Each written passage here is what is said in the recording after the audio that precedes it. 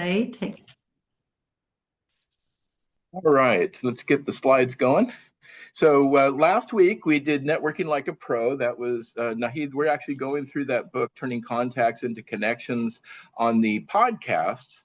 But she was able to bring it in and give us some really good insight for last week. So this week we wanted to talk about dealing with in-person engagements. And I pulled this from a couple of different different podcasts, though it's spread all over everywhere when you look at BNI, because most of the podcasts were done before we went to big virtual groups. So that is a change. So when we talk about in person, first of all, if you're talking to somebody on the phone, you can't see their facial expression. You can't see if they're, doing something on their laptop while you're talking to them. They could be distracted, whatever. But doing that in-person stuff gives you that opportunity to read your audience. How beneficial is that? You can tell if you're going down a pipeline or discussion and they're disinterested. Hey, take those nonverbal clues and actually let that change what you're talking about. Let it change the conversation so that there is an engagement, because those kinds of indications help you build a bigger and deeper relationship. So you want to really read that person you're speaking to, and you can't do it if it's not in person. But in person, you get them relaxed, you get to see their body language, all those things. So next slide. Also, when you're doing that, it also accelerates your connection. So in BNI, we want to deepen our relationships with our power partners and our individuals, but doing it virtually, you have that ability to have that distraction, that kind of stuff. But if you can really sit down and have a good conversation, a good interaction with them, it accelerates that building of getting trust, rapport, and building a relationship that not only allows for collaboration to come earlier and referrals to come earlier. That familiarity really helps, and it accelerates it. So if you're not going out and meeting people individually or having, doing the networking in person, you're missing out, and you're going to take a longer time frame to build those relationships. Next.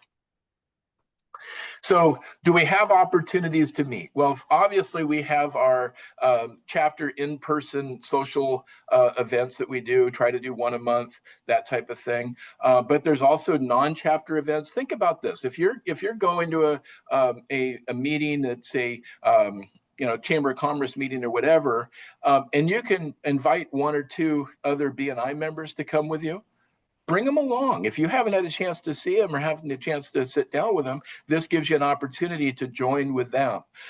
Engaging in member events. At the end of this meeting, we've got all of these different activities or announcements that go on, whether it's bingo or an open house or whatever we've got going on. And those events help really deepen those relationships. So you have to take the commitment. I mean, you do have to, there's a cost, right? What is the cost? The cost is it takes more time to go do an in-person event. But by doing that in-person event, I think the benefits outweigh that cost because you get that chance to do it. So, and I'm not going against virtual because, we love virtual because our group is so big, but we have people that are in, Frederick, we got people in Virginia, we got people in Prince George's County, Anne Arundel County, and we're all centraled, but having the in-person events, being committed to it. Another thing to do, create your own. The last time I had a meeting out in Rockville, I just created my own. I said, okay, I'm going to go to our bagel shop and take a chair and sit there and invite people to come and meet with me. And it was really good. So next slide, just give you an example of a real, first, yeah, this was the Taco Tuesday we had last year. And when we did the Taco Tuesday, I combined all that time to be able to get my most bang for the buck, right? So if I'm going to go out there and do the social event, because for me, it's a little bit of a drive, it's an hour drive. So for me to get there, What I did is I set up a one-to-one on the phone while I was driving. I had an in-person one-to-one at a member's office before lunch. We had the lunch meeting. We had a good group of people that were there, and not knowing who was going to be there, that was really good because you got to see people that you didn't have any contact with.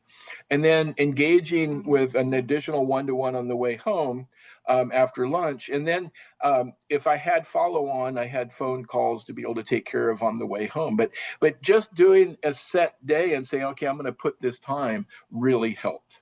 So last slide. So, the thing about BNI, it's not a magic carpet. It doesn't bring you deals. You've got to get them. You need to work these relationships. You need to make yourself available. You've got to build these engagements by gaining that trust and that rapport. And if you do that, if you take the time to commit to really meet the individuals in our chapter and build that rapport, guess what? You're going to see how BNI works for you, and you will be impressed. And the people that have been in it a long time have seen this really pay over and over and over again. So next week is dealing with building consistency with follow-up from Kay, and that'll help with us continue to this whole concept of deepening relationships in BNI. Thank you. Fantastic. Well done. Well done. And anybody who's interested in participating as a guest education moment speaker is great.